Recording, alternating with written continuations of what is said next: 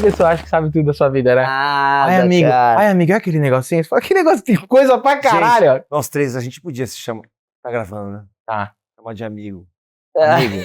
Mas eu tenho um monte de amigo que me chama de amigo. Você tá brincando? Olha lá. Juju. Olá. Opa, Aí, olha aí. eu conheci, ó. É. Seja super bem-vinda. Obrigada.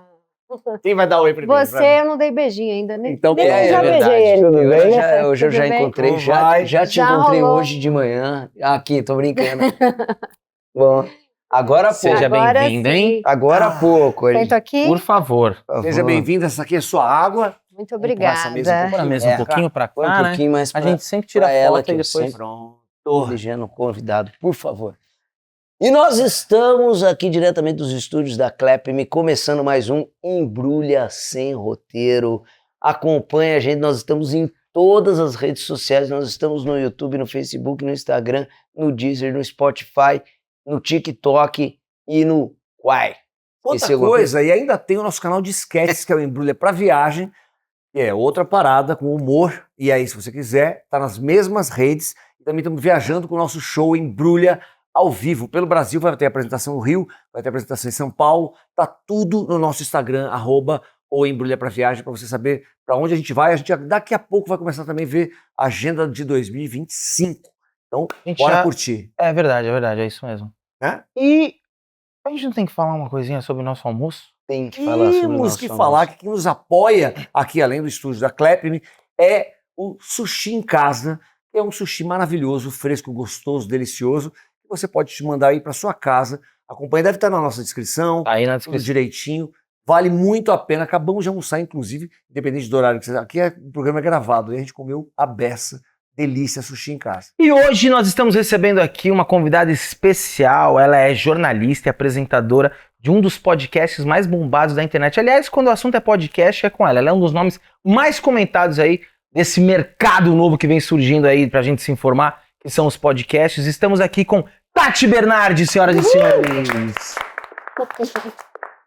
Obrigada pelo convite. Adorei. bom. Eu adoro quando você faz o exausto. Eu sou tão exausta. É, né? Eu tenho todos os seus vídeos do exausto guardados. Ai, que bom. A gente começou com isso na pandemia, mas ele ainda tá aí. Eu sempre, quando minha mãe pergunta como eu tô, eu sempre apenas envio os vídeos. Ótima. Sempre cansado. Então, a gente, mas assim, fez tanto sucesso na pandemia, ele não tirou o pijama até hoje, ainda faço Ainda sketches tá, dele, né? mas com reflexões familiares Eu ou com 30, sociais. eu tô com 45. Eu com 35, um dia acordei com dengue, não era dengue, mas eu nunca mais parei de sentir que eu tava com dengue. Eu tô há 10 anos com dengue. Exato, tá todo mundo meio assim. Exausto, é. Mas é bastante justificável a sua exaustão, porque você trabalha pra caramba. Caceta, sim. É pra não pensar nos problemas e por falta de grana também. Vem Porque é cá. bom trabalhar, né? Eu gosto do que eu faço, então. Sim, não, mas de verdade, eu falei aqui, mas você é uma referência, assim, quando o assunto é podcast, assim, eu lembro de ouvir muito de você, assim, um pouco pré-pandemia, talvez, na época do Calcinha Larga ali, eu acho que eu não conheço uma mulher que não é ouvinte dos seus podcasts, assim. Antes dos podcasts, você já tinha essa popularidade com as mulheres? Como que é? Eu sou muito angustiada de ficar sem trabalho. Quando eu decidi que eu ia trabalhar como artista, né, escrever, roteirizar e tal, eu entendi muito nova que eu ia ter que atirar para todo lado. Então, quando eu estava em agência de propaganda, eu trabalhei 8, 9 anos em agência de publicidade, eu já tinha uma angústia que os meus parceiros ali, redatores e diretores de arte, não tinham.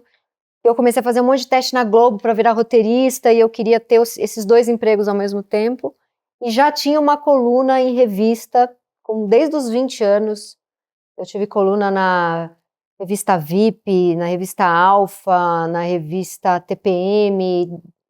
Eu sempre tive 2, 3 trabalhos, assim, por uma angústia de ficar sem grana. E por muito medo de, se eu perder esse, eu tenho outros 2, assim, eu já tinha essa mentalidade, assim.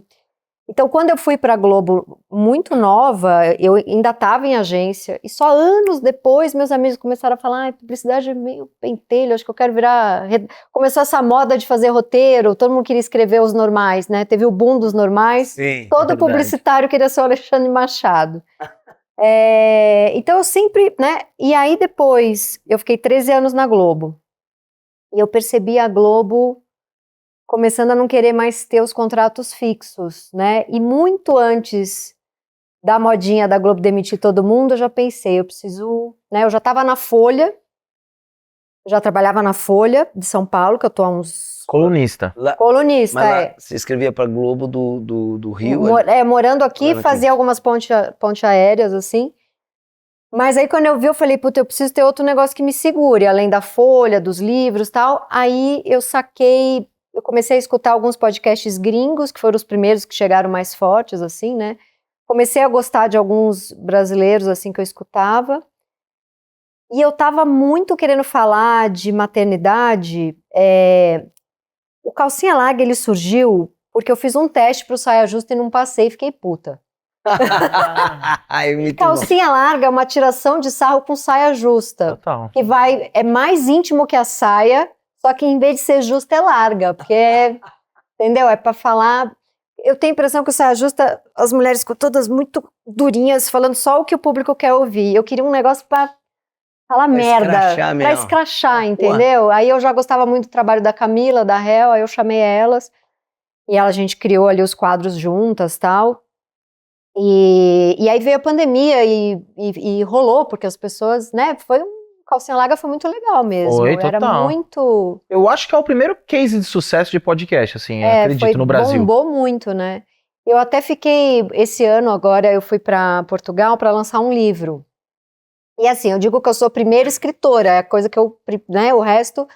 Aí eu faço resenha de livro, eu faço roteiro para cinema e faço podcast.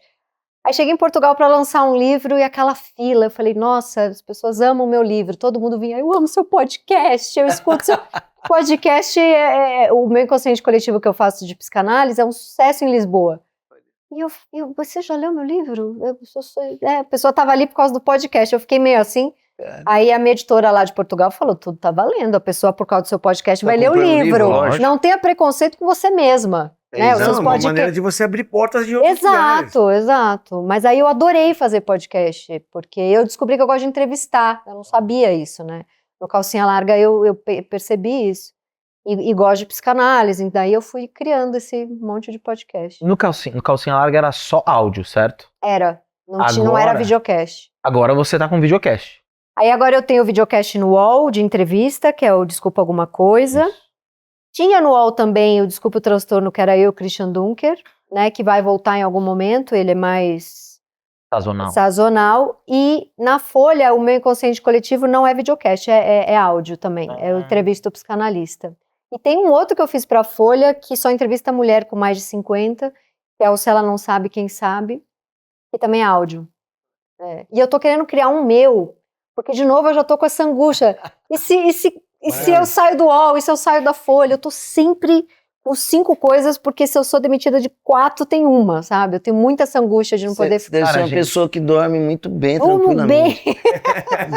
Né? Pior é que eu... Com 5 empregos, eu tô com angústia. Eu tô cara, a sempre com gente se angústia. identifica muito com isso. Nossa, mas o ator é isso. Desculpa, você falou pior. Porque a gente é frila, né? Na Globo tinha ali, ganhava o peru de Natal no fim do ano. Mas aí quando eu vi que... Eu fiquei lá 13 anos, eu achava que eu ia... Mas você na Globo foi até antenado, hein? Você falou, mano, vou pular fora antes da galera. Eu sempre angustiei antes. Na publicidade eu falei, esse negócio aqui vai perder a graça em algum momento. Eu sempre angustiei antes. Mas o legal é que você, né, vislumbra o futuro. Mas não é porque assim, ela fala, no futuro vai acontecer isso. Não, ela fala assim, meu Deus, eu vou ficar sem dinheiro, o que eu faço agora? Ela Não, é bom porque te abre leques, mas é ruim porque tem uma angústia, né? Por trás disso acaba... Se você não sabe lidar bem, vira uma angústia. Mas você sabe que eu fico tão exausta que eu durmo bem? Olha só. Eu durmo em qualquer lugar. Se eu fizer assim agora aqui, eu sou capaz de eu dormir. Olha. Porque eu não tenho a questão. Eu sou super ansiosa, eu passo mal em avião, passo mal em lugar lotado, passo mal em lugar quente. Mas dormir é um negócio que... Acho que é isso que me segura saudável. Porque eu durmo, eu capoto. E filha pequena, né? Minha filha exaure o resto da energia e eu capoto. Quanto tempo que ela tem? 6 anos. Beleza. Mas, ó, eu vou falar uma coisa. Não é a receita, filho, não. Eu tenho 3 e eu não durmo. Você não dorme? E ele guardadas as devidas proporções, angustiado igual, né? Todos nós somos, mas o Barros é um campeão da angústia. Mas quem é comunicador é angustiado, porque eu acho que a gente é comunicador porque em algum momento a gente se sentiu sozinho pra cacete e a gente se comunica pra fazer conexão com os outros. E eu acho que isso já é uma coisa de angustiado, né? Eu quero falar o que eu tô sentindo pra não me sentir tão doido, eu quero ouvir o que o outro tá sentindo pra gente não se sentir tão sozinho, e aí a gente é cagadinho. Não, entendo, eu acho que no nosso caso também, do artista, já tem uma instabilidade e brota, né? Você já começa o trabalho e vai acabar, né? Tirando, obviamente, também, como no teu caso, pessoas que ficaram anos na Globo contratados, todo o resto, na maioria, é uma angústia. Sim, eu entrevisto um monte de atriz que você fala, essa não tem angústia, sei lá, bombadíssima, protagonista de novela das 8, tá angustiada, acaba isso, o que eu vou fazer, pra onde eu vou? Acho que é uma coisa de artista, não sei. Eu percebo isso, você deve perceber também, que é uma coisa nova, né? Tipo, então às vezes aqui senta uma galera muito legal, mas hoje, muita gente que já foi um medalhão que ficou lá 10, 15, 20, 30 anos com contrato, hoje senta aqui e tá aqui na garganta, assim, tipo, cara, hoje em dia tem que correr atrás, é uma coisa meio nova para algumas pessoas, né? Ele tava acostumado, tipo, eu tenho meu contrato. Mas sabe que tem uma coisa? A Globo, muitas vezes eu recebi salário e não estava trabalhando. Porque assim, termina uma novela, eu colaborei em 2 novelas. Aí depois você termina uma novela, você fica uns 3 meses sem pegar projeto, né? Porque lá tinha muita gente que eu conhecia na época, ficava sem fazer nada. Eu falava, eu vou aproveitar. Porque, pelo menos comigo era assim, eu tinha um salário base e quando eu estava aplicada eu ganhava o dobro. Sim. O salário base, o dobro era o que eu considerava o salário, pagava as contas, tal, era bom e em 13 anos foi aumentando. O base eu usava para pensar projetos para apresentar para a Globo e para fazer um monte de podcast, lançar livro, ter coluna na Folha. Eu não pegava aquele base e falava, eu vou ficar tranquilona aqui porque eu tenho um salário base na Globo. E tinha muita gente que fazia isso. Sim. Quando a Globo, e eu acho que uma hora ia dar esse problema, eles iam demitir geral mesmo e contratar por obra, porque tinha uma galera ali que ganhava, às vezes ficava 3 anos sem apresentar projetos, sem fazer nada e ganhando bem, né? Quando começou a demitir geral, essa galera que só vivia da Globo desesperou, porque não aproveitou esse tempo para ficar criando outras várias coisas, né? É verdade. Uma loucura. Mas a gente tá falando dessa agonia, e que a gente fala dos artistas, mas hoje a sociedade é estressada, né? Assim, esse negócio aí, o celular virou. Nossa. E aí, sim. assim, o próprio influenciador, eu faço uma série no Multishow, e é com o Vitor de Castro. Uhum. Vitor de Castro bombadaço, ele já veio aqui também e tal. A angústia é igual, porque o cara no auge, o que acontece com a máquina hoje é que você não pode parar de produzir. Não pode. Então, assim, tudo bem, ele pode até não abrir braços, embora ele abra vários braços, mas assim, esse influenciador que também tá hypadíssimo, ele já tá entendendo que ele não sabe até quanto dura isso. Eu entrevistei e que o algoritmo cobra e cobra e cobra, então, e a pessoa começa a virar um escravo até do próprio sucesso. Total. Né? Eu entrevistei o Rafa Chalub, que faz Esse Menino, e entrevistei também a Bianca Della Fence, que são 2 pessoas bem bombadas em rede social, né? Em momentos diferentes, eles falaram pra mim que chegaram a ficar muito doentes, assim, de não aguentar, de ter que parar 3 meses, assim, porque você acaba virando, isso é uma coisa que eu penso muito, eu tô no meio do caminho. Porque eu não quero ficar dependendo, né, daqui a pouco não dá mais certo com a Folha, ou com o UOL, ou... eu acho que a gente pode viver um momento em que a gente faz o nosso, vocês têm o programa de vocês, né, a gente não precisa depender de um streaming, eu não aguento mais ter uma ideia, apresentar nos streamings, e eles falarem, não tem como ficar mais bonzinho, né, é uma chatice ficar apresentando. Mas não tem uma série de coisas que você tem que assinar também, porque que é dos caras, não sei o que. Não, é tudo truncado, né, e aí, por isso que eu acho que a gente acaba fazendo o nosso, né, eu tenho os meus podcasts e tal. Mas quem tá bombado mesmo é porque pega muita publi, porque aí segura a onda, né? Só que essas pessoas vivem numa crise do que é a arte, do que é um monte de publi, tem gente que acaba ficando, por exemplo, o Rafa Chalub falou que estava fazendo publi todo dia, foi maravilhoso, mas daí cadê o humor, sabe, cadê as sketches, cadê o roteiro, eu vou ficar o dia inteiro fazendo publi? Isso também chega uma hora que cansa, mas se você não faz as publi, você depende do streaming e de uma Globo, de não sei o quê. Então, eu acho que eu tô no meio do caminho, que eu faço um ou outro merchan, assim, publi, legal, que eu não me sinto muito vendidona, mas também tô ali no UOL, tô na Folha, então acho que é um meio do caminho para eu conseguir... Mas tem essas crises, né? Se daqui a pouco todo mundo me demite, eu vou fazer o quê? Não, e tem também a crise da própria entrega. Porque, assim, realmente é uma fábrica de louco. A gente está num momento realmente adoecido, né? Sim. Porque, independente da publi, você começa a você tem que ter muita personalidade para manter o que você quer falar. Uhum. E depois você começa a criar tanto o algoritmo entrega alguma coisa, e você começa a ficar rendido à sua audiência. E é isso, é uma audiência que pode falar, pode comentar, e, né, não é que nem fazer uma novela que você não vai fazer, você vai entender na padaria se a pessoa gostou ou não. Hoje a pessoa escreve, como você foi agressivo, não sei o quê.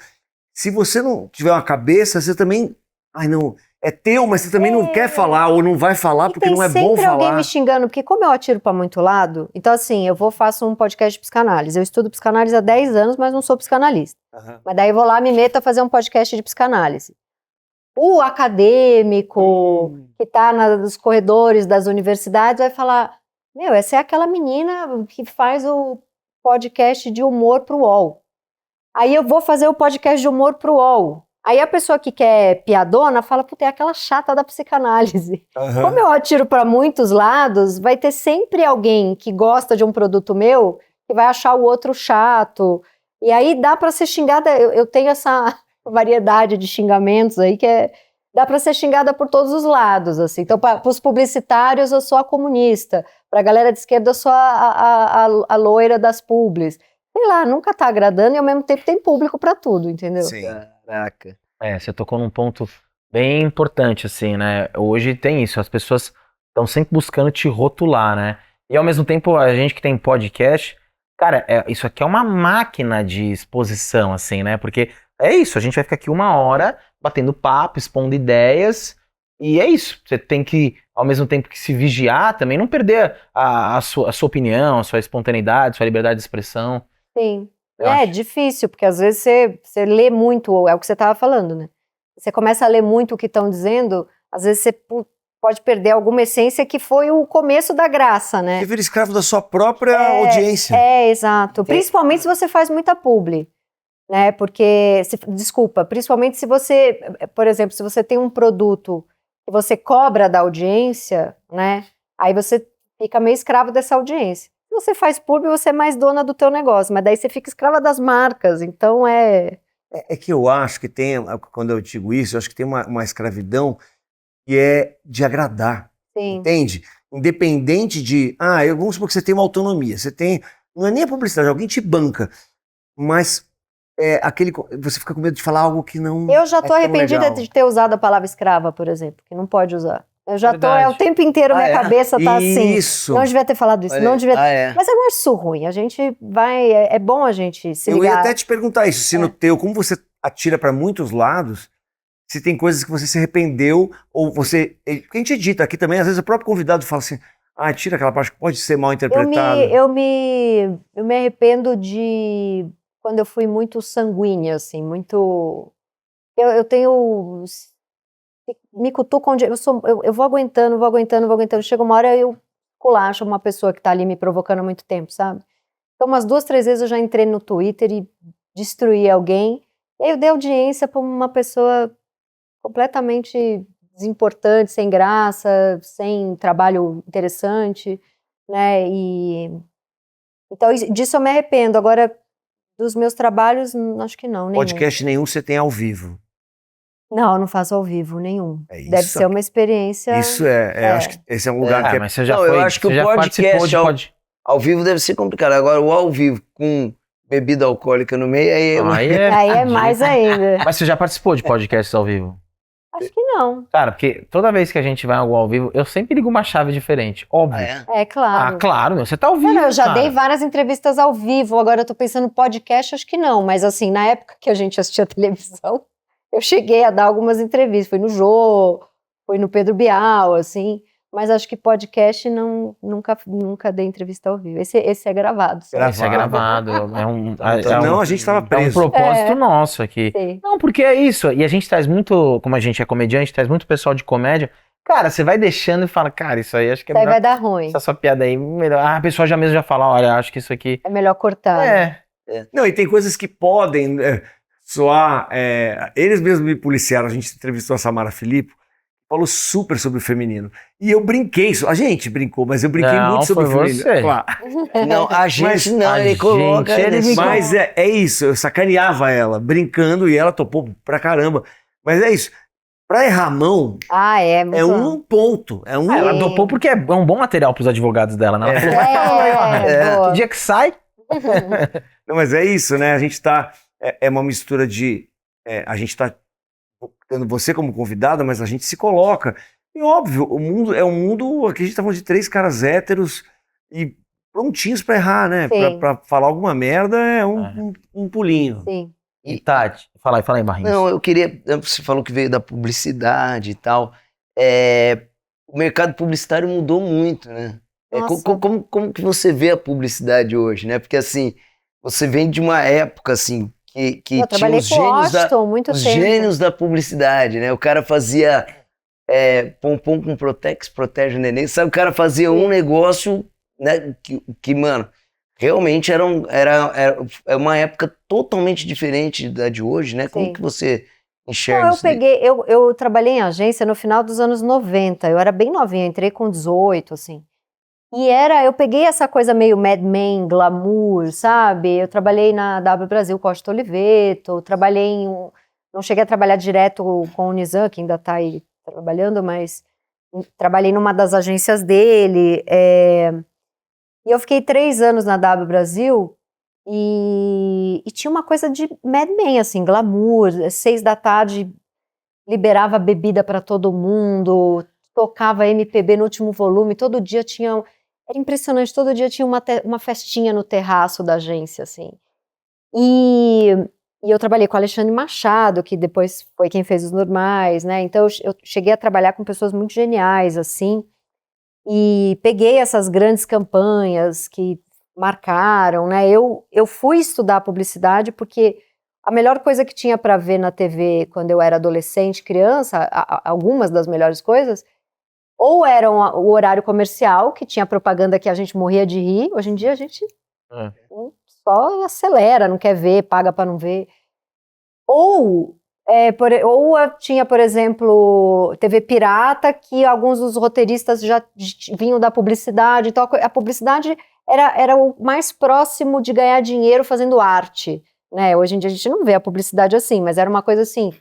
Você vai trabalhar com criatividade, só que dá dinheiro, né? Então eu cheguei a pegar esse glamour. Eu trabalhei com isso uns 8 anos. No final já estava ficando muito chato. Já estava assim, ninguém mais aguentava aquilo. E hoje em dia eu não tenho Os meus amigos que sobraram trabalhando com publicidade, com propaganda, todos acham chatérrimo, falam que mudou completamente daquela época. Eu nem sei o nome das agências hoje em dia. Não sei, mas mudou completamente, né? Não tem. Você vê... Ficou chato.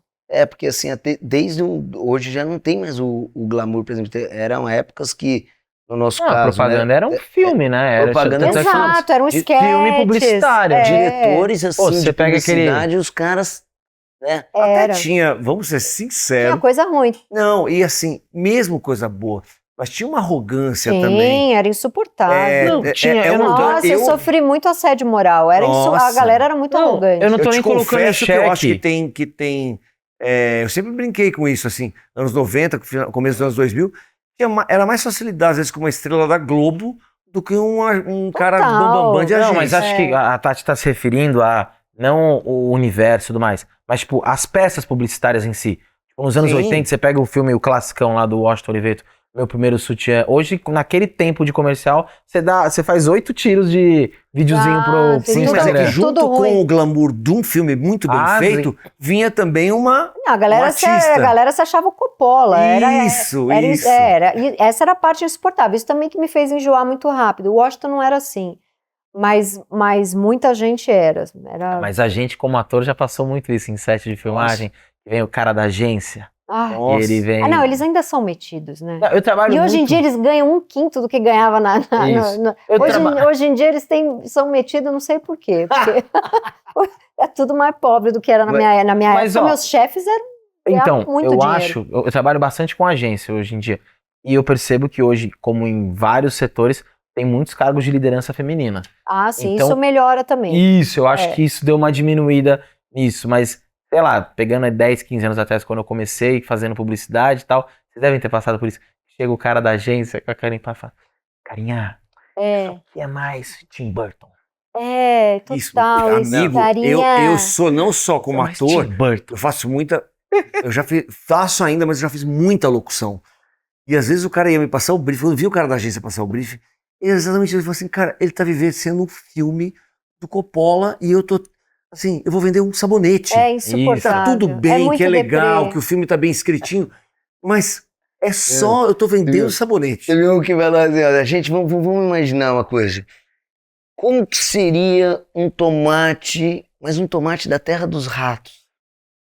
Como que seria isso? Sabe, tinha umas coisas. E a gente, como Que ator, preguiça. sofria no set de filmagem pra fazer a publicidade, porque você mal entrava, às vezes o cara que tava dirigindo nem sabia o que queria, ele já virava pra você assim, ó. Esquece tudo, não é nada de careta, esquece tudo na tua casa. Né? E daí o cara não sabia nem o que ele queria no teste. Ele não E decupou. era só pra você falar assim, opa, completa pra mim, o cara faz 25. Nossa. É muito louco, né? Porque assim, eu sempre pensei nisso. Falei, cara, passa-se até por cima, né? Porque como é o cliente, a agência e a produtora. E aí passa-se por cima da produtora, que teoricamente o cara que tá dirigindo tem um pouco mais de know-how. Geralmente é um cara que dirige realmente Sim, não, filme não, e tal. não. E aí vem o cara da Os agência. assistentes que Isso, mas que aí vem o cara da agência te dar uns toques, é nesse lugar. E é o que o Barros falou, ele não sabe o que ele quer e fica muito claro. Então ele fala assim, cara, não é isso, tá jogando bola. Você fala, meu, parece que ele tá jogando imagem em ação, não tá dirigindo, sabe? É horrível. É ridículo. Agora tem uma questão que você está falando que também veio da publicidade, e a publicidade também ela transformou a linguagem, né? Porque Ah, a gente sim. tá falando dos normais, a gente tá falando, né, do TV Pirata, era da minha época também, normais, TV Pirata. Só que aí veio o Fernando Meirelles e pum, Sim. Cidade de Deus, né? Não, tem muito diretor. Não, porque tem gente muito talentosa. Tem muito, Pô, é. Que veio que E o veio ganha-pão de um veio cineasta da muitas linguagem. vezes é publicidade. Tem uma coisa de publicidade, só pra gente falar um pouquinho bem, que como era um ambiente insano de trabalho, e para você aprovar um roteiro de comercial, eu tinha que apresentar 80 roteiros, tinha que fazer 80 roteiros numa tarde para conseguir aprovar 800 títulos para o título sair no jornal lá vendendo um negócio. E para os diretores nas produtoras também, era uma vida de ralar muito para conseguir pegar. Eu acho que é uma galera que ficou muito ágil.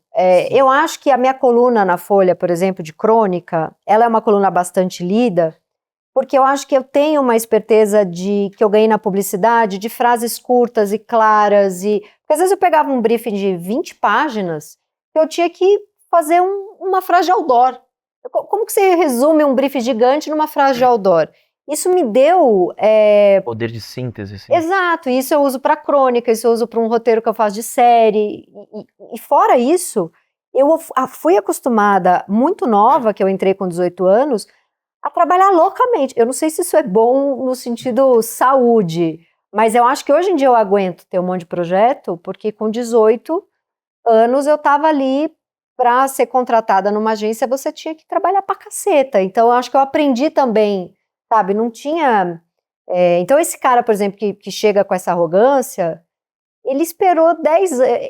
Isso é escroto, né? Porque assim, o cara esperou 10 anos pra fazer um sucesso, pra ganhar dinheiro, ralou, às vezes esperou 20, 30 e tal. Mas isso não dá direito dele ser um filho da puta, né? Mas é um Não modus dá. operandi, né? Ele vai reproduzindo. Ele vai reproduzir o chefe que ele teve. sonho do oprimido E é na ser minha época, eu só tive chefe homem, porque eu já tenho 45 e trabalhei quando eu tinha 20. Então, graças a Deus, isso mudou. Acho que as chefas mulheres com certeza são muito melhores, mas na minha época eu só tive chefe homem e a maioria escroto. A maioria. Madman, né? A maioria babaca.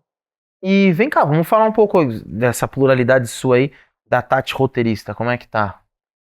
Eu entrei, eu comecei na Globo, né? Fiquei lá 13 anos, fiz algumas novelas, não dei certo em novela, porque eu acho que meu trabalho é muito autoral no sentido de escrever em primeira pessoa, de gostar de contar as minhas histórias, e novela tem uma história ótima que eu sempre conto, né? Maria Adelaide Amaral me chamou na casa dela. A Maria Adelaide, ela ainda é, né, leitora da minha coluna da Folha, dos meus livros, então a gente se paquerava para trabalhar juntas. Aí um dia a gente foi almoçar e ela falou: putz, eu adoro tua coluna no jornal, li seu livro. E ela tinha lido uma peça de teatro que eu tinha escrito, ela falou: vou te chamar para colaborar na minha próxima novela. E eu, nossa, meu sonho é trabalhar com a Maria Adelaide e tal. Aí, um mês de trabalho, eu colaborando na novela, ela me chamou na casa dela e falou: olha, as personagens que se parecem com você, os diálogos são perfeitos, eu não tenho que mexer. Mas qualquer personagem que não se parece com você, você faz que pareça você. Então, o pipoqueiro tá falando igual a você. O criminoso de 90 anos, a vovó, sei lá, qualquer coisa ali. Então, você tem uma voz muito forte, mas ela é sua e ela é uma voz autoral em primeira pessoa. Aí ela falou: eu acho que você não serve para escrever novela, o que é uma limitação, se você pensar, mas é também um estilo e poucas pessoas têm. E eu achei, no dia eu fiquei... Caraca, mano. Ela falou pra mim, talvez isso te magoe, mas é o melhor elogio que você pode receber.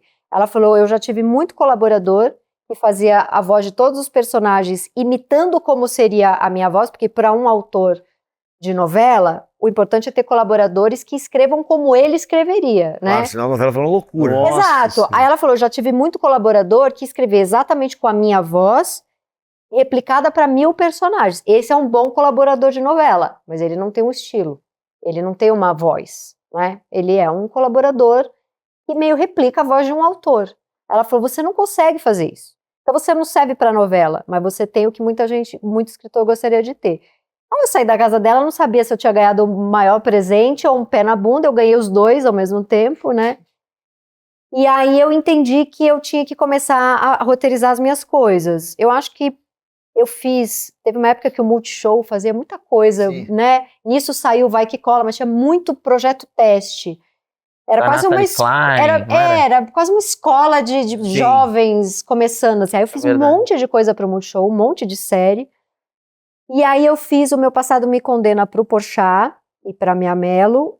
Fiz assim, vou escrever um roteiro de filme, né? O Porchat tava meio começando a bombar, também já tava bombado, mas não era o que é hoje, né? E aí não entendi nada. Domingo eu comprei o jornal, tinha dado 3,5 milhões de bilheteria em 10 dias, assim. Caraca, mano. Aí isso mudou minha vida completamente. Eu virei a roteirista isso na época, né? Hoje em dia, aí veio o Bolsonaro, pandemia, deu uma caída em comedião, né? Mas isso há 10, 11 anos, mais até, eu acho. Começo dos anos 2010 foi muito rico pra comédia. Exato. Ingrid, Paulo Gustavo. Exato. Eu tive que abrir uma pequena produtora dentro do meu apartamento porque eu recebia contrato para fazer roteiro de comédia 1 por mês, assim. Porque esse do Porchat bombou. Então, as produtoras me queriam. Aí eu comecei a chamar, teve uma época que eu tinha uma equipe de uns 6, 7 roteiristas que iam na minha casa todo dia e eu pegava tudo que aparecia. Só que aí o que começou a acontecer? A mesma coisa da Maria Adelaide falou. Como eu contratava um monte de roteirista, não tinha mais a minha voz nos roteiros. Mas eu não dava conta de pegar eu queria, né, pegar os roteiros. Até porque não pode acabar o trabalho. Até porque eu preciso de dinheiro, eu sou um pouco obcecada por dinheiro. Mas eu não conseguia fazer 100% com a minha voz, né? E aí começou um monte de diretor ou produtora a falar: puta, mas não tá daquele jeito, não tá com a sua cara. E eu pensava: claro que não, né? Eu paguei outro roteirista pra fazer. Mas todo mundo sabia. A pessoa me passava o projeto, eu falava: eu vou fazer o roteiro final, mas eu vou chamar outros roteiristas pra escaletar e tal.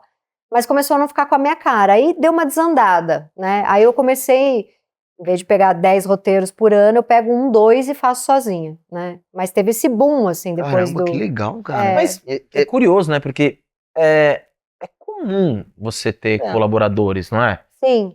Tipo, mas você acha que talvez, tô pensando aqui, talvez você não teve a sorte de ter tido, assim como a Maria Adelaide, pessoas que sabiam, putz, já peguei qual é a gênese dessa personagem, como a Tati Eu tenho faria. um problema, que eu acho que a Maria Adelaide não tem, muitos bons chefes não têm, né? Eu gosto de pessoa com muita personalidade. Eu não gosto de pau mandado meu. Entendi. Só que a pessoa com muita personalidade vai me largar em 3 meses porque vai fazer o dela. Ah, isso é verdade. Então é difícil manter equipe, entendeu? Eu gosto da pessoa que dá uma ideia que eu falo, genial, 10 vezes melhor do que eu pensei. Só que daí essa pessoa pega e vai fazer o filme dela. É. Não é? Agora aquela pessoa meio ali que vai ficar me replicando, me irrita. Eu falo, essa pessoa é meio limitada, meio... sabe? Meio... Se é pra me imitar, faço eu. Então eu não sei se tem equipe. Mas É você meio- é tipo a Glória Pérez, não é ela que escreve a novela sozinha? Acho que sim. Já Acho ouvi que tem, dizer tem a lenda que ela escreve em pé, e Isso. que escreve sozinha em pé. Não, gente, em pé não é possível. Mas eu jamais escreveria uma novela. Jamais. Não, mas falando assim, em termos de processo eu pego coisa criativo. mais fácil. Eu pego coisa mais fácil pra fazer, assim.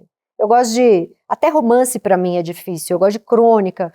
Todos os livros que eu lancei com a desculpa de que era um romance, na verdade era um monte de crônica que eu juntei, mas eu escrevi em forma de crônica e juntei tudo pra dar ali 150 páginas. O meu não passado gosto me de- condena, tiveram 3. 2. Ah, teve uma peça.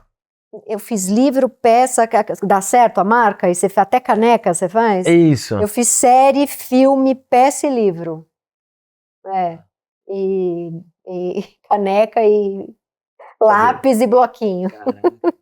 É Foi, verdade. foi Pô, mas deve um ser sucesso. delicioso, né, É, cara? foi muito Deve ser legal. você fazer um roteiro que... E o meu passado me condena era eu, a Patrícia Corso e o Leandro Muniz. Na época a gente estava meio começando.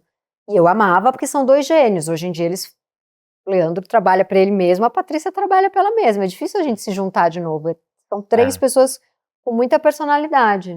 Então, a Patrícia fez um monte de coisa, o Leandro também. Em uma época que ainda não tava, me corrija se eu estiver errado. Isso é começo da década passada, o streaming ainda não tava, ele chegou na segunda metade, certo? O meu passado foi 2010. Que é muito show, assim, né? Sim. Não tava... Assim, a gente já tinha HBO, já tinha... Ah, mas tava, Não, tipo, tinha Netflix, Hum. mas não tinha, não? Não, a Netflix ainda era aquele esquema meio locadora, quando ela, tipo... Lembra que você pedia a Netflix, te entregava em casa e você devolvia? Jura? Eu não lembro disso. Vocês não lembram O Will disso? contou isso algum dia aqui. Eu O falo, quê? gente, Cara, eu vocês estão ligados, né? Que a Netflix... Netflix...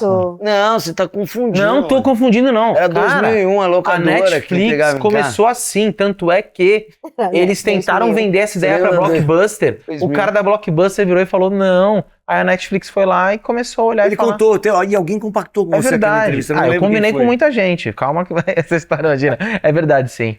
Mas então, e aí eu acho que a HBO ainda tinha um negócio que tava começando a engatinhar. É verdade, eu trabalhei...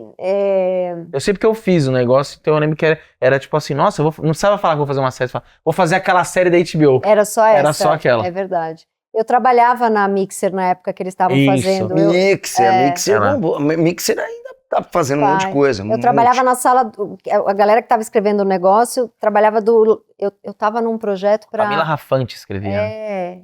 É muito legal, Camila. Eu tava num projeto que agora nem lembro o nome, era um negócio pra MTV, na sala ao lado. Foi bem começo mesmo. E aí esse boom do streaming, você surfou bastante como roteirista? Não, quando eu saí da Globo, eu tinha uma agente, eu saí da Globo faz 3 anos, 4, tudo isso, mais ou menos. Foi antes da pandemia que você saiu? Não lembro, deu um... acho que foi um pouco antes. Não, acho que foi no meio da pandemia, pouco antes, não sei. Nossa, você foi corajosa mesmo, você saiu no meio da Não, pandemia. eu não saí, fui demitida junto com todo tá. mundo, né? Mas eu já tava querendo sair porque eu tava me sentindo mal de estar ali, já tava apresentava, não aprovava nada, por 6 meses já sem trabalhar, eu falei, melhor eu sair.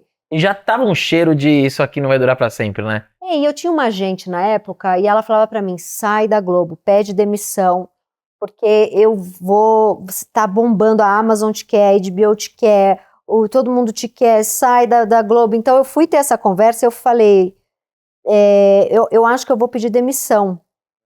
E aí um cara muito legal lá da Globo, do RH, um advogado que já me conhecia há um tempo, falou pra mim, cara, não pede demissão, porque daqui 4 meses a gente vai te demitir.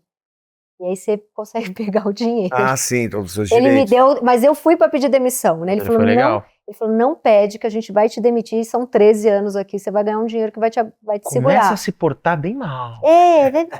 Aguenta 3, Dá uma 4 meses. encostada aí. E a minha agente falando pra mim, sai logo, a Amazon pedindo você, a HBO pedindo você, Netflix pedindo você. No dia que eu fui demitida da Globo, eu liguei pra gente e falei, vamos começar a bombar aí, que é esse povo todo que me quer. Cadê o povo todo que me quer? Ah, mano, acontece igualzinho com a gente. Aí eu ia lá, alguém me atendia e falava, finalmente você chegou até aqui, esse projeto é perfeito para o nosso canal. Nunca mais retornava a ligação, o e-mail. Aí eu vi provando alguma coisa meio merda. Muita coisa boa também, mas umas coisas meio merda, né? Mas assim, essa galera, o streaming flertou demais comigo e nada foi pra frente. Teve um projeto que eu aprovei na HBO, o cara falou, tá aprovado, a gente amou. Na semana seguinte, o andar inteiro foi demitido. O cara, a equipe inteira dele, porque a HBO trocou todo mundo, né? Foram tudo pra Globo. Agora a gente vai contratar os projetos da Globo.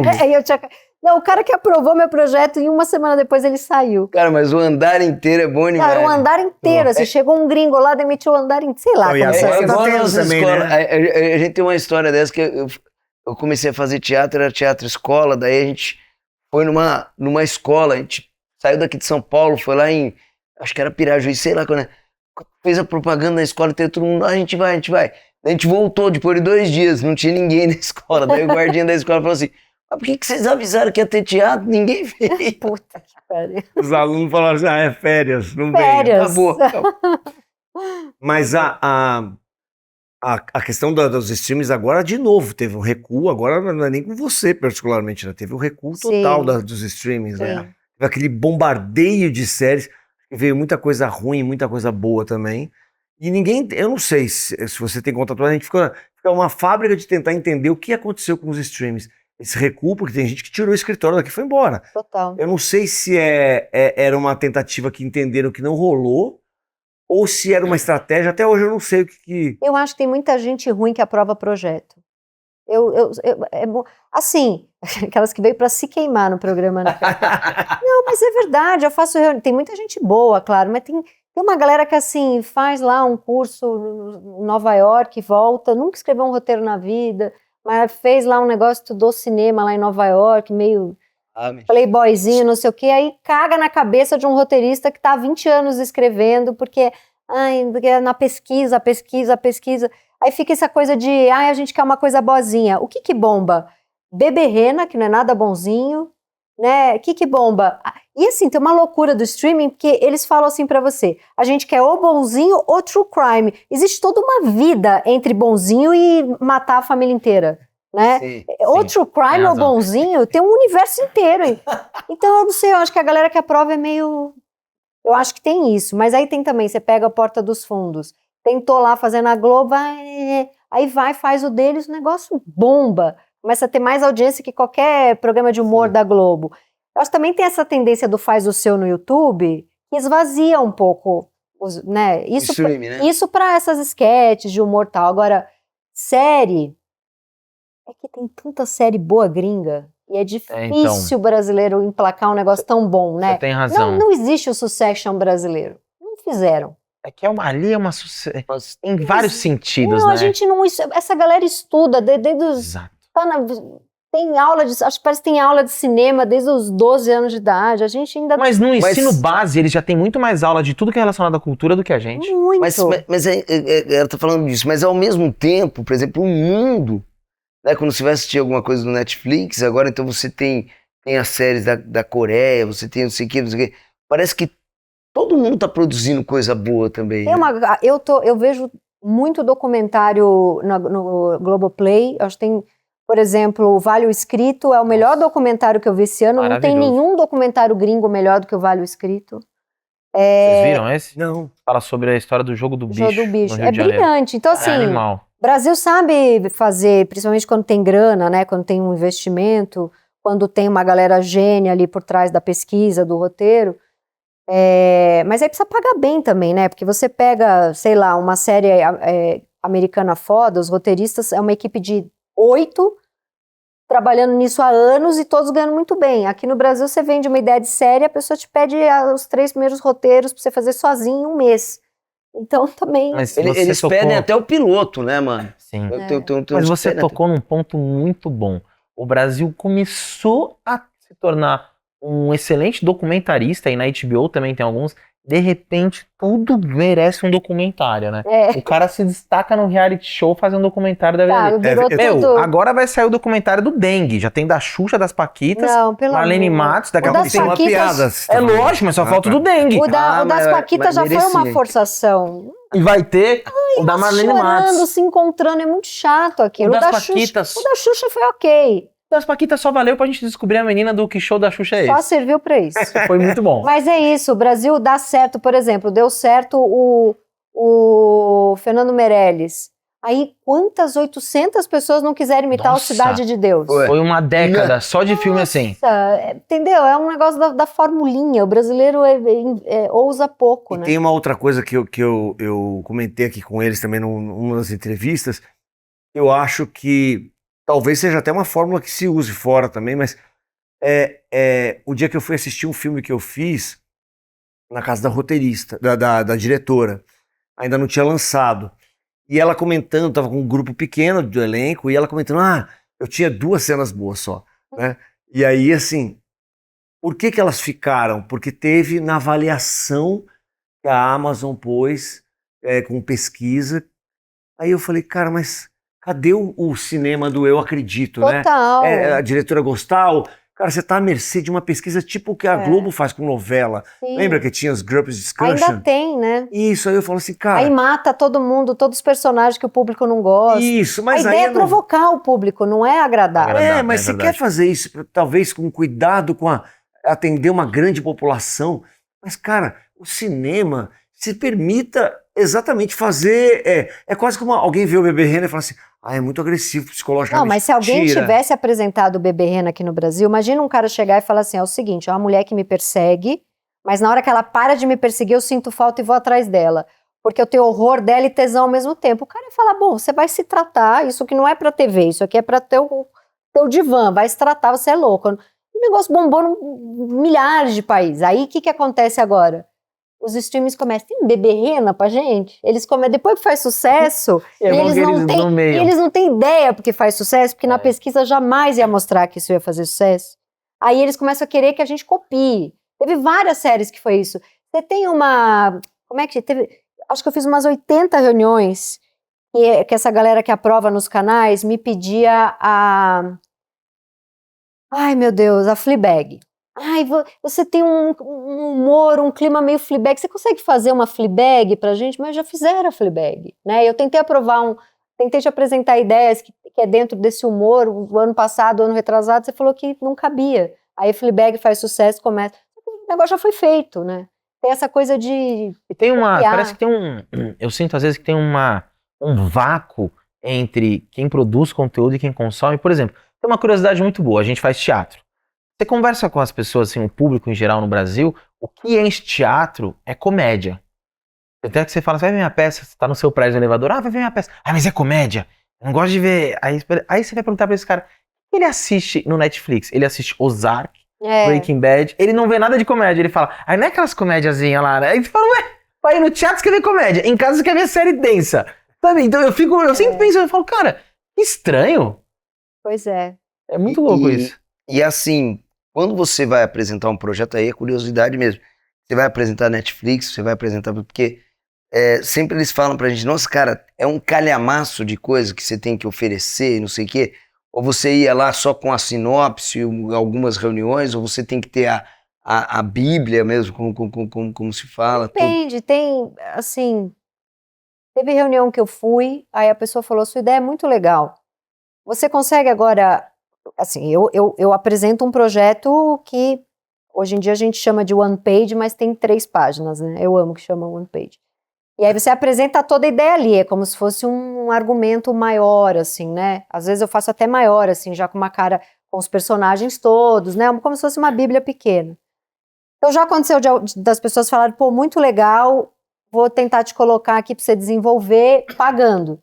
E às vezes a pessoa fala, você consegue desenvolver 3 episódios? Mano, é sacanagem. Aí assim, se é um projeto meu, autoral, 100% meu, às vezes eu até desenvolvo. Porque se não aprovar lá, eu aprovo em outro lugar. Você andou com o seu Agora, processo. se uma produtora me contrata e fala, olha, o canal quer ver 3 roteiros antes de pagar, eu falo, vocês vão pagar? Porque assim, eu sou uma pessoa física sozinha na minha casa, vocês são uma produtora. uma pessoa jurídica. Eu não vou ficar trabalhando de graça para a produtora, no risco, ver se um canal aprova. Só que vai ter roteirista que vai fazer isso. E aí eles vão querer esse que vai ficar lá testando de graça, trabalhando de graça até aprovar. Eu vou fazer meus podcasts, eu vou fazer meus livros. Então eu acho que eu fui... Eu tenho 2 projetos de longa agora que eu estou escrevendo, mas é tudo meio autoral, eu não entro mais na ideia do outro, sabe? A ideia do outro é sempre... às vezes demora, e aí eu tenho que aturar isso para ainda aprovar um negócio que é a ideia do outro. A gente se identifica muito com você, porque quando você fala assim, não, eu prefiro fazer meus podcasts e tal. Hoje, com essa democratização que a internet proporcionou, é isso, você fica com menos saco de ficar entrando nessa burocracia, nesse joguinho e tudo mais, você fala, quer saber? Foi-se o tempo que ou é isso ou eu não vou fazer nada. Vou fazer minhas coisas. Exato. E acho que muita gente tá indo pra isso. E aí o que vier, beleza. Vamos fazer uma reunião? Tá, não vai rolar? Tá bom, tô aqui nos meus projetos. Exatamente. E tem uma coisa que assim, eu tô sempre vendendo 80 coisas para provar uma. É uma coisa que eu vejo assim, eu já tive muito assistente, né? E é uma coisa que eu falo para essa geração que veio depois da minha, nem é a Millennial, é a outra, que agora eu não lembro o nome, é que veio depois da Millennial, o Z, sei lá. Que assim, a pessoa tem uma ideia, aí ela fica agarrada naquilo, tentando 3 anos aprovar. Eu falo, você vai aprovar uma ideia na hora que você tiver 30. Aí você atira para todo lado, e aí uma hora, e aí quando essa der certo e você estiver escrevendo ela, já vai vendendo outras 10. Porque é o jeito da gente se manter empregado. É verdade. A pessoa que agarra uma ideiazinha e fica 5 anos naquilo, ou é burro ou é herdeiro. Porque não vai pra frente, entendeu? E às vezes tem isso, né? E o cara acha que a ideia é genial, daí é o que você falou, daí você cria mais 25.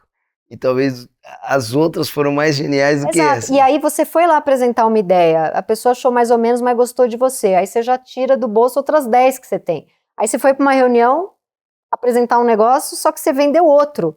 Porque você já tem outras coisas na cabeça. É o jeito da gente se manter empregado, Tati, deixa eu te fazer uma pergunta. Só você aqui já falou de uns 4 podcasts que você tem mais projetos. Houve um boom também dos podcasts. Sim. E acho que talvez com o Calcinha Larga vocês também ajudaram muito a popularizar isso. Como que você enxerga, tipo, esse mercado de podcast? Sei lá, você vê ele um mercado próspero? Tem uma coisa que eu sinto... Eu até fui tentar vender a 15ª ideia de podcast para a Folha esse mês, algumas semanas atrás. E meu chefe lá na Folha falou assim para mim, deu uma caída na audiência dos podcasts como um todo. Porque tem muito, né? É normal, formou uma bolha aí. Então, e acho que tem muita gente que pensou, putz, se todo mundo pode, eu também posso, e tem muita coisa ruim, né? Tem coisa ruim. Agora, também deu voz para um monte de gente que estava esperando acontecer, ser chamada para fazer, né? E aí vai lá e é super legal, tem vários podcasts. O Gregório do Vivier, por exemplo, ele tinha o programa dele na HBO, que eu assistia toda semana, o Greg News. A HBO cancelou o contrato, né? Aí ele pegou, fez um podcast dele, que é o Calma Urgente. É brilhante, eu acho tudo que ele falava no Greg News tá ali. Ele faz da casa dele. Então, assim, o gênio dali era ele e os roteiristas. A HBO perdeu um puta programa. A galera foi toda pra esse Calma Urgente. Espero, se o mundo for justo, que ele ganhe com publicidade ali por conta dele mesmo, o que ele ganhava na HBO. Mas esse é o lado bom do podcast. Fechou uma porta no streaming, ele fez o dele. Ele mesmo sobe no YouTube, ele mesmo sobe no Spotify, no Instagram. Então, nesse sentido, é muito legal. Agora, com essa facilidade, vem muita coisa ruim, né? E, de fato, a grana para... Nossa, quando eu entrei no Spotify, porque o Calcinha Larga foi comprado pelo Spotify.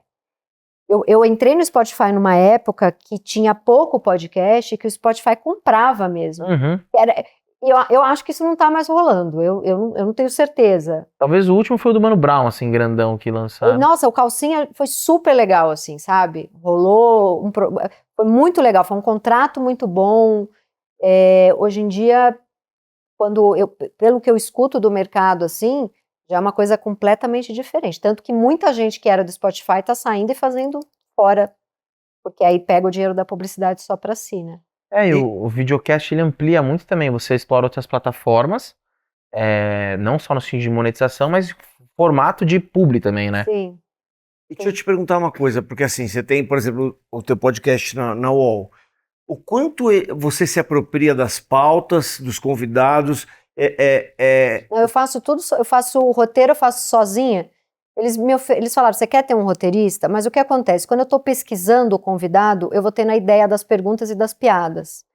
Eu tenho a impressão que se vier um roteiro pronto para mim, eu não vou... Porque assim, quando eu estou pesquisando a pessoa que eu vou entrevistar, eu fico dias vendo entrevista da pessoa, eu vejo o jeito da pessoa, eu vejo o que ela responde mais à vontade, eu vejo o que ela responde mais tensa. E aí eu já vou pensando... Aqui eu posso provocar, porque aqui é um negócio que ela nunca falou, mas ela tá com cara de que tá a fim de falar. Aqui é um lugar que ela tava louca para falar mais e o entrevistado não deixou. Então eu monto todo o roteiro em cima da pesquisa. Então eu não tenho. E você que escolhe o convidado. E só vai quem eu deixo, porque se eu acho a pessoa tonta... A UOL não interfere em nada.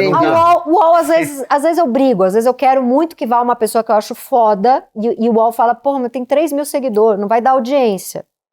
Aí vai nesse aqui, aí eu vou olhar, é uma ex-Big Brother, eu falo, caralho, meio com uma cara meio... Aí eu falo, vamos negociar. Eu entrevisto essa tchutchuca aí que vocês querem, porque tem 12 milhões, mas daí vocês metem depois o 3 mil seguidores ali, que é a pessoa que eu quero. É aí a gente, né? aí no mesmo dia... Agora, eu sempre paguei minha língua. Sempre que eu fui por uma entrevista achando que ia ser ruim, a pessoa era brilhante e eu que fui preconceituosa. Não teve... No Calcinha Larga teve umas entrevistas que eu me arrependi, que eram ruins. Mas no UOL, teve gente que eu fui achando que ia ser ruim e a pessoa era ótima. Não teve nenhuma entrevistado que eu não tenha gostado. E aí a gente repara também, falando de podcast, que você vai pesquisar, aí você... Nossa... Papo, como essa pessoa é vazia, mas aí você percebe e fala, não, quem tava conduzindo... Era ruim. É que era ruim. Exatamente. E aí você também quer que a pessoa que deu um nó e fale, não, eu vou, não é? Exatamente. Não, e dá pra perceber, agora você falando desse teu estudo, é muito claro, porque assim, eu tava vendo o teu papo com o tablet, e é muito instigante, né? E ele vai caminhando pra lugares que eu nunca ouvi dele... Histórias interessantes. Porque eu pesquisei bem, eu entrevisto os amigos da pessoa, eu pego 3, 4 amigos da pessoa, eu ligo, eu falo, me conta um pouco dele, eu faço pra não ficar igual, porque tem muita entrevista, né? Sim. Tem muita... E aí eu vou nos lugares assim, tento provocar em lugares que a pessoa não foi provocada, assim, pra me divertir fazendo, né? Sim, porque... não, e diverte quem tá... A gente fica instigado realmente a ouvir. E tem uma coisa que eu faço, que eu conto de mim para a pessoa ficar à vontade de contar dela. Isso é uma técnica que eu aprendi lá no Calcinha Larga. E tem gente que não entende isso. Fala, porra, ela não deixa o entrevistado falar. Se eu deixar a pessoa falar, ela vai no automático. Ela vai dar a mesma entrevista que ela dá para todo mundo. Se eu conto uma coisa cagada da minha vida, a pessoa relaxa e conta uma coisa cagada da vida dela. E aí a entrevista fica diferente. Mas você citou um exemplo muito bom, porque assim, existem os dois extremos, né? Tem aquela pessoa que senta, parece que ela tá dando um depoimento na delegacia. Não, eu não aguento. Ela não desenvolve, né? Não. Você fala e pontua, você fala, ai caramba. Aí quando você vê, você fala, meu Deus, foram 20 minutos, eu já perguntei tudo que eu queria saber, porque ela não desenvolveu. O UOL corta, né? Isso não sai. Mas eu falo pra pessoa, você não tá entregando nada, tá ficando ruim. Você fala? Falo. Você fala? Você não tá entregando. Eu falo assim, ó, a próxima pergunta eu acho que você não vai conseguir responder, você não vai entregar nada, porque você tá toda defendida. Aí a pessoa, não, pergunta que eu vou entregar. Aí a pessoa... Olha! Não, porque senão... Que maravilhosa! Porque assim, a Fátima Toledo dos podcasts. Porque eu falo assim, eu vai falo pro responder? UOL... Vai falar da infância? Vai? É porque eu falo, eu aviso as pessoas do UOL. Tem atriz que quer ir só pra divulgar a peça. Eu vou ficar 1h30 entrevistando a pessoa pra ela divulgar a peça dela? Nossa. A pessoa tem que contar um trauminha. A pessoa tem que se expor ao ridículo. Aí eu falo, eu divulgo tua peça, mas me dá um trauminha. Fala aí, mano. É troca, né, mano? Pergunta aqui, velho. O que é, velho? Vamos falar da tua peça, mas conta pé na bunda, conta. E de gente que chega e não deixa você falar, que já tá Não, aqui então, isso que eu ia falar, outro extremo. Palestra. A pessoa não vem pro podcast, ela vem pra palestra. Não, eu falo, tá chatérrimo. Tá chato. Você fala? Tá chato. Isso aí. Cara, isso é maravilhoso. Tá chato. Eu falo, vai ser ruim pra você. Não vai rolar, esse programa vai flopar. Nós estamos aprendendo aí aqui. não vai vender a peça. Tanto porque tem gente... a pessoa que Eu não sei chega se a aqui gente tem coragem, e tem cara. 30 minutos politicamente incorreto. O que você faz? É porque também eu fico um pouco amiga no camarim. Eu chamo gente que eu acho que vai ser. É verdade, a gente tá citando exceções, tanto aqui quanto você, porque é isso, quando você já faz uma peneira de quem você vai chamar, você já diminui a régua de decepção. É. É difícil uma pessoa Tipo, que você... tem gente que eu sei que vai chegar lá mais defendida. Eu já vou ficando meio amiga no Instagram, entendeu? Uhum.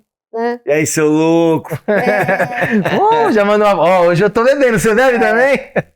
Teve uma entrevista que eu fiz que foi muito difícil, porque a mulher chegou com 3 assessores e eu perguntava, e você gosta de não sei o quê? Ela olhava pros assessores, eu gosto, eu não lembro se eu gosto. Eu gosto, é uma bem famosona que eu não vou falar pra não expor. Mano, mas aí tinha... Ela era tipo assim, do que eu não gosto? Aí o assessor falava, banho frio. Ela falava, não gosto de banho frio. Ela tinha esquecido que ela não gostava, porque ela andava com os 3 assessores dela. Nossa, mas assim... Essa foi a mais difícil, a entrevista mais difícil que eu Cara, fiz. isso dá uma sketch. Não, o que eu não gosto? Você não gosta quando te puxa pelo cabelo. Mas Você não gosta?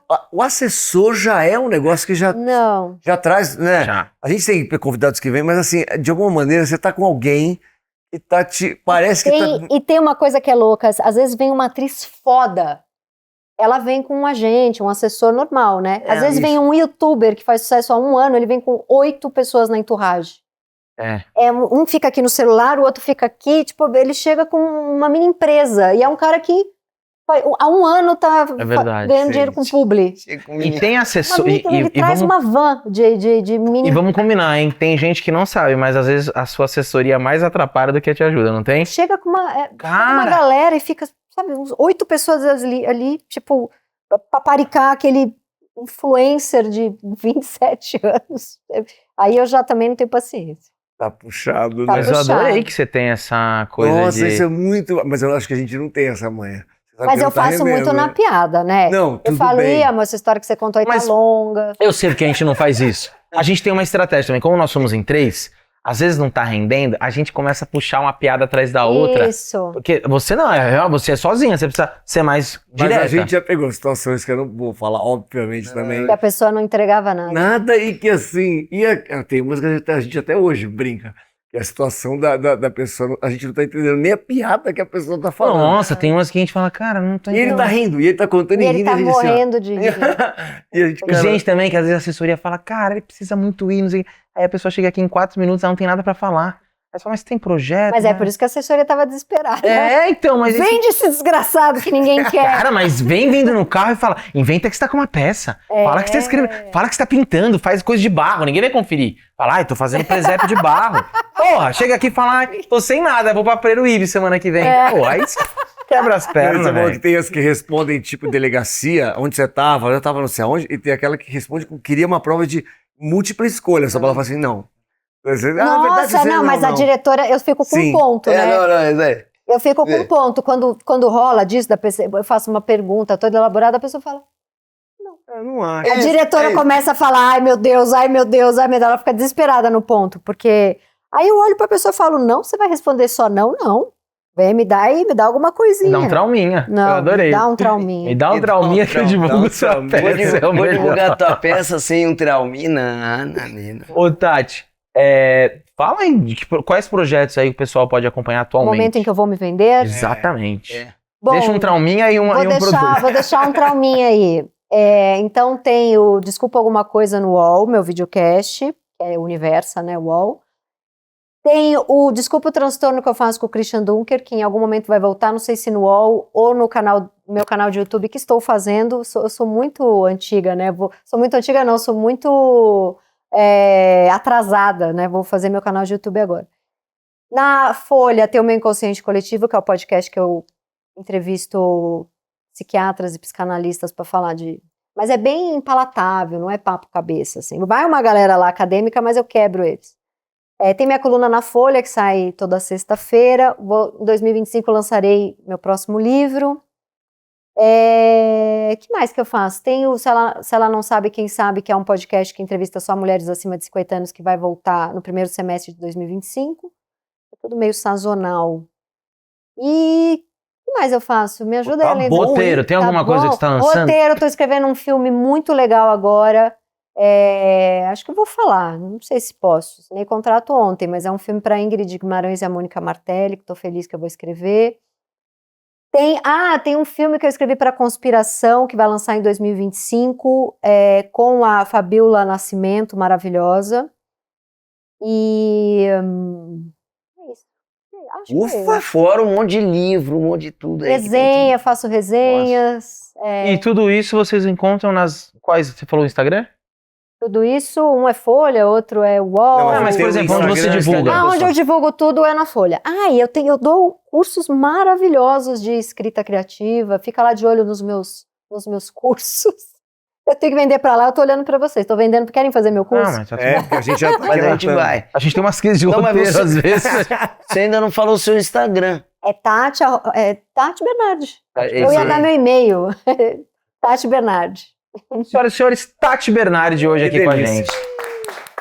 Obrigada, gente.